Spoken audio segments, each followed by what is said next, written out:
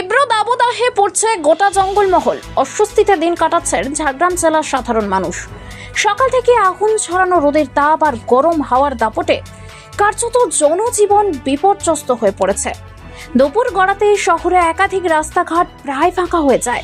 প্রয়োজন ছাড়াও কেউ ঘর থেকে বেরোচ্ছেন না। অন্যদিকে এই ভয়াবহ গরমে লস্যির দোকান, ঠান্ডা পানীয়, তরল পানীয় জলের দোকানগুলিতে উপচে পড়া ভিড় লক্ষ্য করা যাচ্ছে।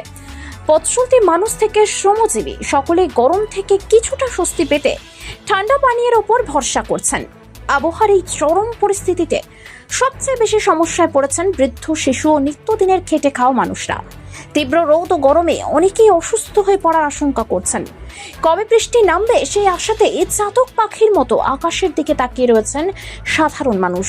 অনেকই সমস্যা, মানুষের যাতায়াত এবং মানুষের হাটবাজার সব দিক থেকেই এমন একটা সমস্যা হয়েছে গরমের জন্যে কি মার্কেট পুরো ফাঁকা।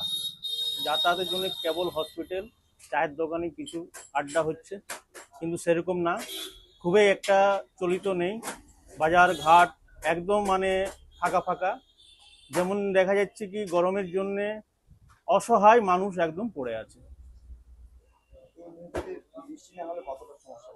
আরও সমস্যা, বৃষ্টি না হলে অপরন্ত আরও সমস্যা বাড়বে। এমন সমস্যা বাড়বে কি মানুষ যত দেখা যাচ্ছে তার থেকে আর কিছুই কমে যাবে। আরও যাতায়াত বাহনের জন্য অনেক দুর্বল হয়ে যাবে। হ্যাঁ, অনেকেই বেশি মনে হচ্ছে, অনেকেই বেশি গরমটা, তাপমানটা প্রচণ্ড আছে। মানুষের দিক থেকে এবং পশু পাখির দিক থেকেও এই গরমটা অসহায়।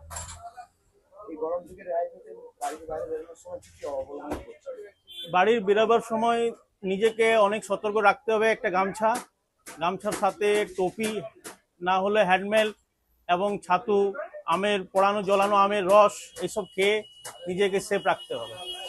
বলছি গরমটা তো ভালোই পড়েছে, কিন্তু নিজে সাবধান রাখতে হবে।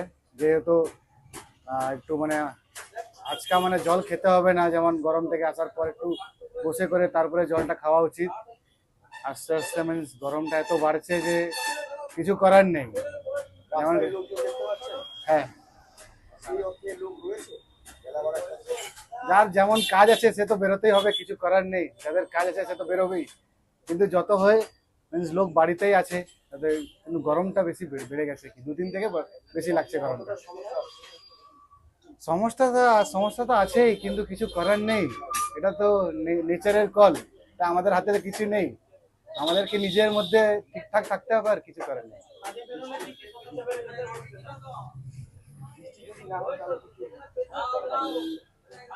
বৃষ্টিটা যদি না হয় তাহলে গ্লোবালাইজেশনটা বেশি হয়ে যাচ্ছে, গরমটা বেড়ে যাচ্ছে। গরমটা বাড়লে অটোমেটিক টেম্পারেচার রাইজ হয়ে যাচ্ছে, কিছু করার নেই। সেই হিসাবে নিজেকে লোককে সাবধান রাখতে হবে। হ্যাঁ, আমার নাম হচ্ছে অরবিন্দ। প্রচুর পড়েছে, কেমন চলছে? গরম প্রচুর পড়েছে, লোক বাধ্য না হলে বেরোতে পারছে না, হাসপাত গরম।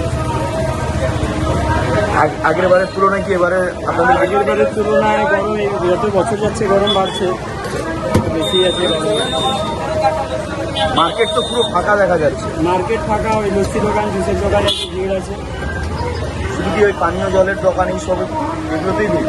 হ্যাঁ, কতক্ষণ মার্কেটে লোক দেখতে পাওয়া যায়? মার্কেটে ওই 11টা-12টা পর্যন্ত, তারপরে পুরো ফাঁকা হয়ে যায়। তাহলে কি এবারে এই গরমে আপনাদের কিছুটা মুনাফা হচ্ছে? হ্যাঁ, গরম যত পড়বে আমাদের বৃষ্টি না হয় কতটা সমস্যা হচ্ছে? বৃষ্টি না হয় সাধারণ মানুষের অনেক সমস্যা হচ্ছে, যত দিন যাচ্ছে গরম বাড়ছে। কি নাম আপনার? সুদীপ।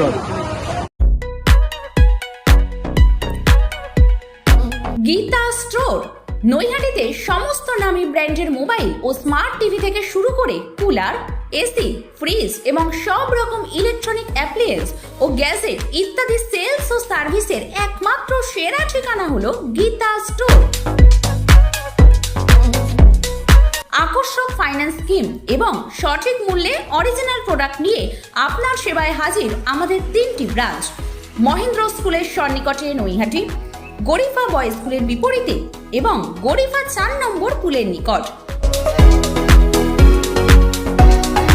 সবার মুখে একটাই নাম, গীতা স্টোর, স্মার্ট যুগের স্মার্ট ঠিকানা।